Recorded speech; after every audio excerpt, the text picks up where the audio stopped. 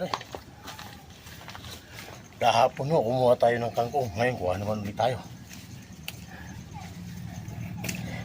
Yeah.